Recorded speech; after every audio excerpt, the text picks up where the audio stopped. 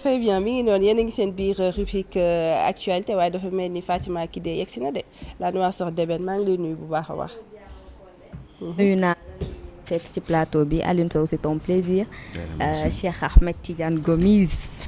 mon ami maa ngi lay ziar bu baax nuyu mboolem téléspectateurs yi safoo leeru jamono gërëm leen rek comme ñu ngi fi actualité ñu bàyyi nga wëyal ba ci kanam tuuti. bu kanamee rek daañu ñëw ak yow si biir actualité people yi gën a fës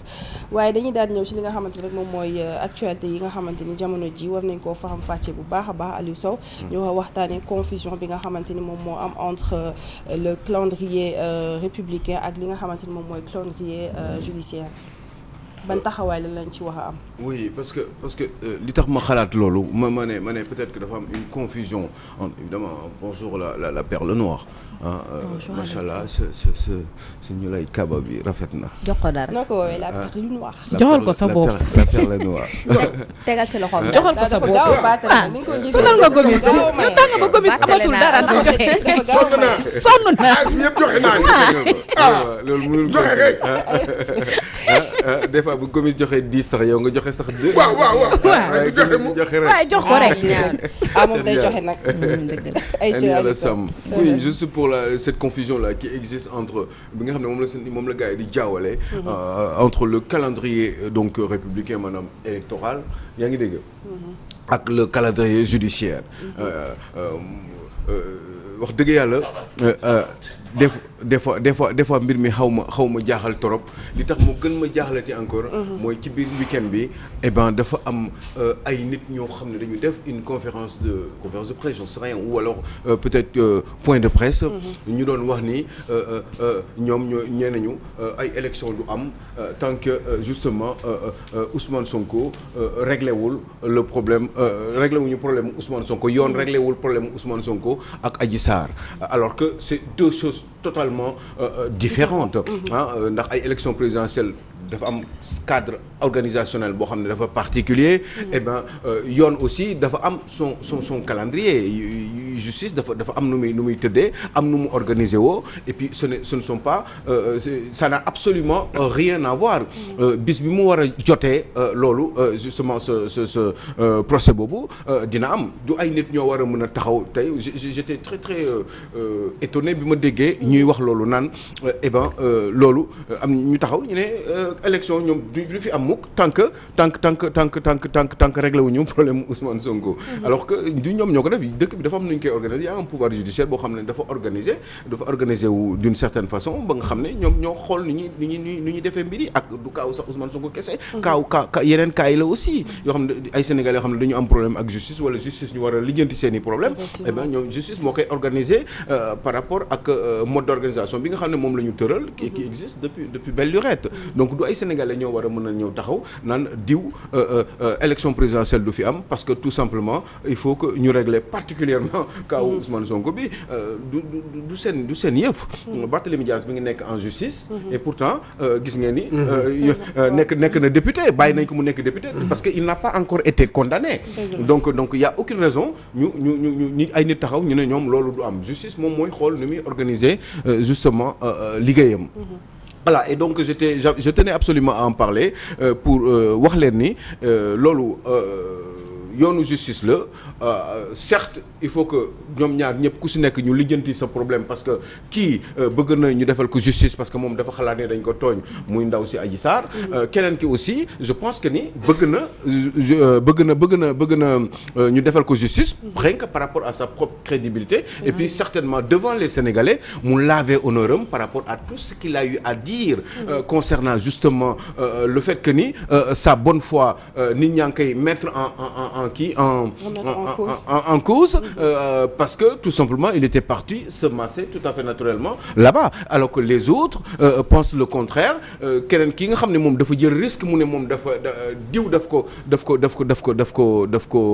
ko violer ba porter ci plainte ba yóbbu mbir mi yoon bu boobaa ci cappaandaw ga sur place on verra bien ce qui se passerait mais quant à imposer yoon ne leen justice yow da ngeen boo leen deful lii du am du ñoom ñoo koy def parce que àdduna bi dafa am nu muy organiser dafa am un calendrier républicain bis sangam élection présidentielle mooy am ku ko fekkee jour boobu nga nekk fi nga rentrer dans les conditions civiques nga say devoir nu koy waxatee sa droit civique nga am ko ba tey perte en tant que citoyen eh ben il y a aucune raison bu fekkee da nga nekk dans les conditions nga dem ci élection yi bu fekkee mooy cas bi ma joxe rek moment bi ñuy def élection législative yi Barthélémy Dias n'était pas condamné il y avait aucune raison que mu bañ ci bokk yi gis nga dugg na nekk na fi maire nekk na fi député pourtant il y a 10 ans nee nañu amoon na fi problème moom ak wax kër Ndiaga Diouf yi donc te Khalifa Sall bu présenté wu voilà te Khalifa Sall à un moment donné condamné nañ ko et bien bi ñu ko condamné ça l'a empêché certainement d'être député parce que si ça se trouve il aurait été tête de liste ci Dakarou donc pour wax la rek ni des fois il faut qu'on arrête aussi xam ni on est dans une république et que dëkk bi dafa am lu ko tëral organisation moo ko tëral te dañu war a arrêter di wax yenn wax yi ba di si def ay conférence de presse bu muy jëm kaw sous prétexte que ni dañu contrainter c'est pas eux qui décident on peut être contre quelqu'un mais c'est pas je ne veux pas décider de votre destin parce que tout simplement man dama la contre donc ça je voudrais que les Sénégalais le sachent que ni yoon organisation judiciaire ak organisation républicaine par rapport ak élection yi ni muy déroulé au Sénégal ak yi demee noonu c'est deux choses différentes et que amul kenn koo xam ne war na ñëw imposer Sénégalais yi ni diw warul bokk ay élection tant que jugé wuñ ko ça n'a absolument rien par contre ki nga xam ne dafa demander pour ñu régler problème am parce que dafa xalaat ni dañ ko tooñ et bien kooku tamit ni ñu fàttali ni sénégalaise la même bu fekkee ni son niveau social est beaucoup plus bas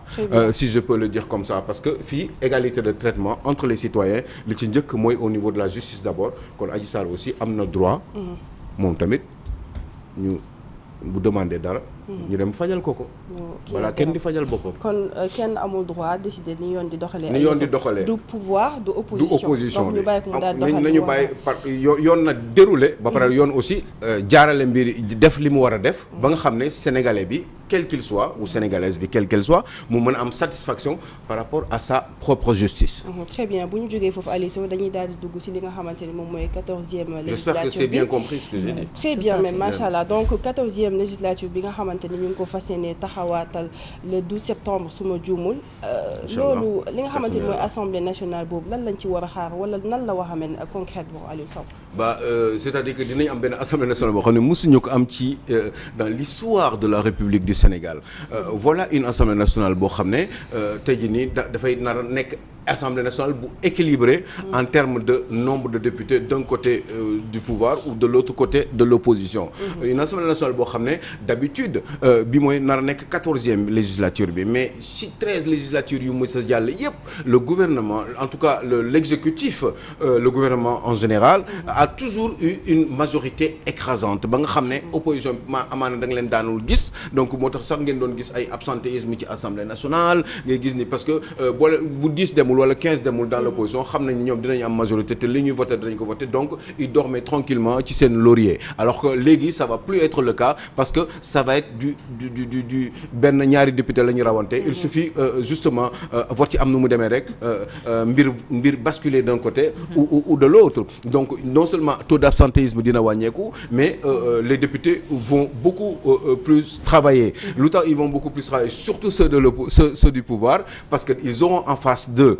non seulement ay députés yoo xam ne dañu nekk ay xale ay députés yoo xam ne dañu xarañ ay députés yoo xam ne ils ont beaucoup de choses à revendiquer mais surtout à proposer donc ça va être très très compliqué au niveau justement du pouvoir qui a une très courte majorité boo xam ne un jour ou l'autre wala s'ils ne font pas attention ça peut se déséquilibrer surtout quand il s'agit de lois importantes yoo xam ne dafa war a organiser le fonctionnement justement de l'exécutif par rapport à la gestion de sa politique donc loolu dinañ si def beaucoup attention te on verra une assemblée nationale beaucoup plus riche mais problème moom mooy le 12 bi ngay wax noonu il va y avoir balaa dara di xew assemblée nationale bi nar a organiser wu ce qui va se passer mooy il faut fal gars yi et pour fal leen dafa am ay structures au niveau de l'Assemblée nationale yoo xam ne gars yi dañ ko war a séddoo président commission yi yooyu yëpp dañ ko war a xoolaat secrétaire élu yi député yi ku si nekk da nga war a am une position par rapport à l'intérieur de cet hémicycle là donc te comme dafa équilibré léegi opposition bi dina am une lu fi mësul a am mooy dinañ am une bonne position par rapport ak certaines responsabilités yoo xam ne Assemblée nationale nationale moom moo koy joxe parce que déjà au niveau même du temps de parole gars yi dinañu gën a mën a wax opposition bi dinañ gën a am temps de parole par rapport ak ñële avant nga xam ne dañ leen daan écraser ñoom ñoo doon jël pratiquement temps bu yëpp pour wax li ñu bëgg a wax pendant que l'opposition était totalement marginalisée ce qui ne va plus être le cas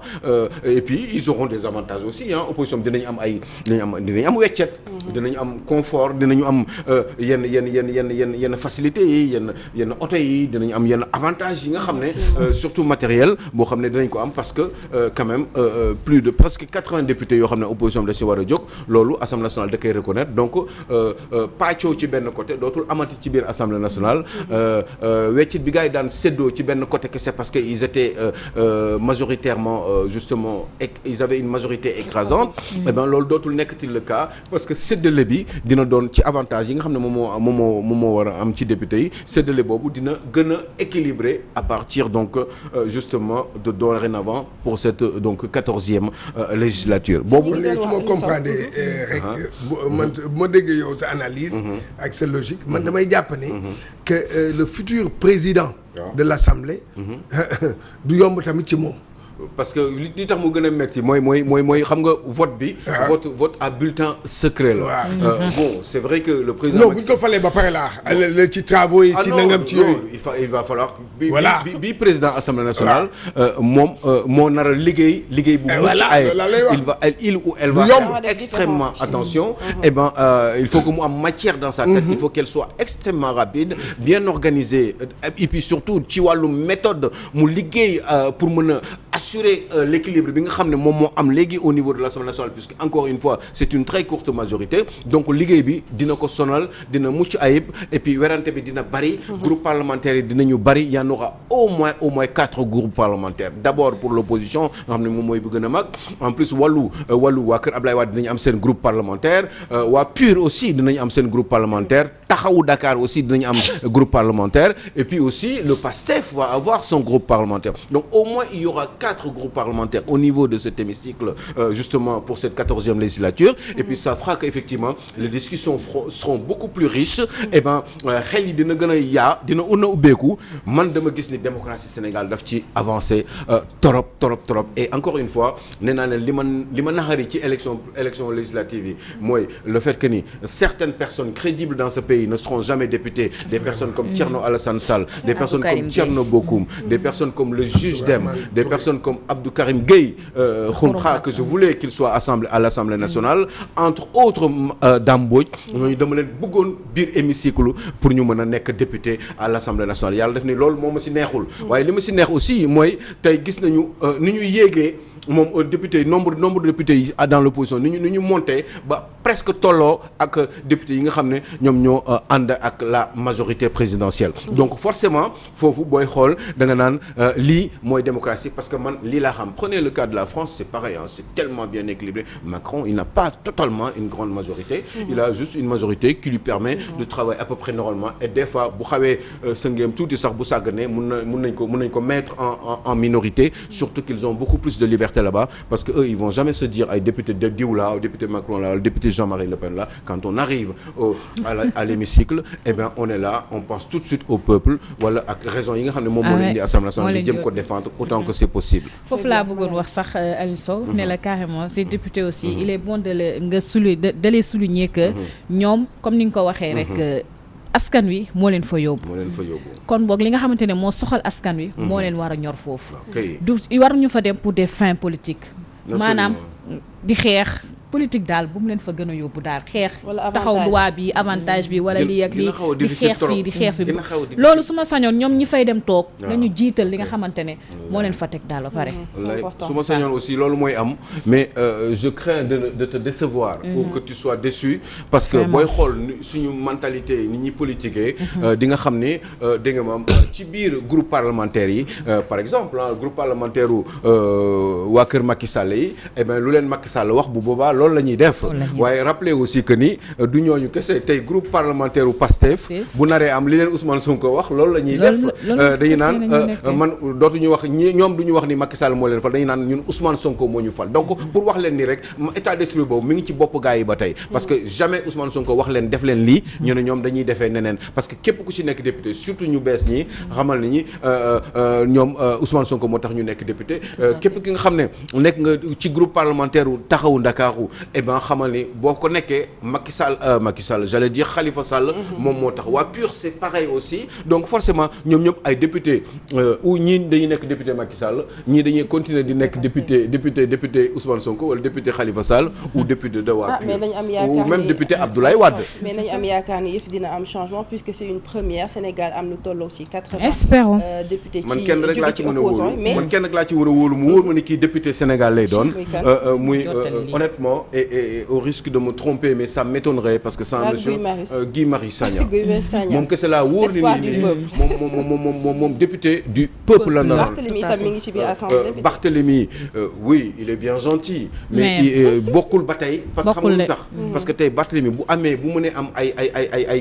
ay détours ak contournement pour avoir une position beaucoup plus pesante par rapport à ses objectifs éventuellement bu Khalifa Sall nekkul candidat pour moom mu mën a nekk candidat à une élection présidentielle dina dugg ci créneau yooyu te yooyu des fois mun na doon des créneaux yoo xam ne ce n'est pas forcément des créneaux qui sont liés à l'éthique ou à la morale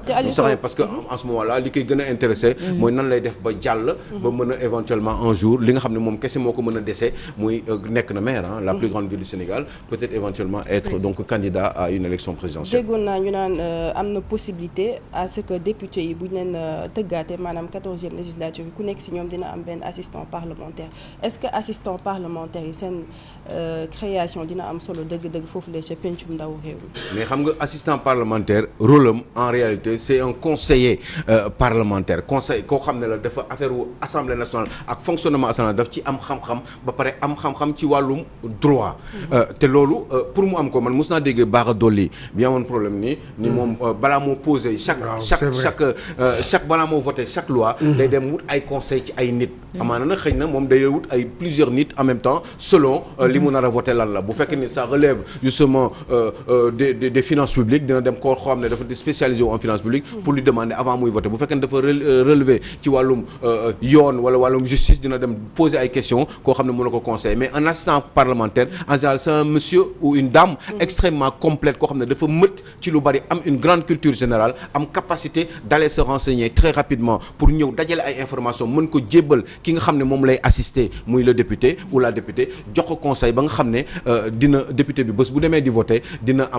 nekk dans les bonnes conditions pour xam exactement li muy voter en fait c'est un professeur c'est un conseiller c'est quelqu'un qui est autour du député pour éventuellement li nga xam ne député bi daf koy ignorer mu mun di ko jox comme xam-xam ndax bu demee toog war a voter mu voter en âme et conscience par rapport ak moom li mu xam te information yooyu mënu ko jëlee fenn fudul ci assistant parlementaire donc ce serait très bien justement que cet assistant parlementaire puisse exister mais est-ce que organiser nañ ko ci wàllum administration bi nga xam ne député bu nekk boo ñëwee da ngay wut sa assistant parlementaire boo xam ne ñoo koy tegal kii bi di ko fay bon bu dee dans des pays comme la France que je connais eh ben assistant parlementaire bi député bi moo koy fay député bi bu fekkee ne day gagner par exemple pour la France ay à peu près 12 000 euros eh ben assistant parlementaire en général il est capable député bi di ko jox entre 2 000 ak 3 000 euros di ko fay mais fii député bi bu ko naree fay entre salaire bi nga xam ne 1 200 000 francs CFA la bu si naree jël benn 300 000 wala 500 000 naan ko di ko fay assistant parlementaire gëw mën dina ko def ndax député bi il a d'autres charges parce que déjà rien que le fait d'être député boo xasee ba nekk député rek c'est fini eh ben déjà mbokk yeeg tante yeeg dëkkandoo yi ñëpp ñoo ñëw te ak koñ bi il faut ñu jox la ay kii donc dinañ am yeneen charges supplémentaires yoo xam ne amaana sax day sonn moo tax des fois nga gis député yi des fois ñuy làqatu wala ñuy def ay vitres teintées parce que dañ dem ba seen charges yi duñ ko mën a assumer ndax ñëpp dañuy ñëw yaakaar si ñoom moo tax ñuy làqatu donc ce n'est pas pareil est-ce que am nañu capacité en dernier ressort la dernière question mooy est-ce que am nañu capacité assumer une assistance parlementaire pour un député sénégalais je ne pense pas que loolu dina mën a nekk à moins que ñu xoolaat budget Assemblée nationale nan lañ koy revaloriser waat pour am une somme suffisante wala un montant suffisant mën ko distribuer l'ensemble des députés pour ñu mën a yokk wala sax députés yi wala sax assemblée di fay directement assistant parlementaire bi nga xam ne député bi moom la ko proposé pour mu liggéeyal ko sachant que n'importe qui ne doit pas être assistant parlementaire parce que si bu fekkee ne amul efficacité dans le travail parce que amuñu expérience wala amuñu xam-xam da nga jël nit ki nii rek parce que sa doomu dëkkandoo la eh bien ce serait dommage parce que li am solo mooy mu faire avancer la démocratie au niveau de cet hémicycle qui est l'Assemblée nationale. Aliou Sow mi ngi noonu mu doonoon ay analyses yu pertinentes. J'espère que j'ai bien travaillé donc mais tey xam nga lan moo ma dala tey dama ne tey damay yaru du ma yëkkati sama loxo. du ma wax bu baax. j'espère que Cheikh Diagne Gomis. loolu ma jaaxal moom da ngaa parce que comme c'était très technique.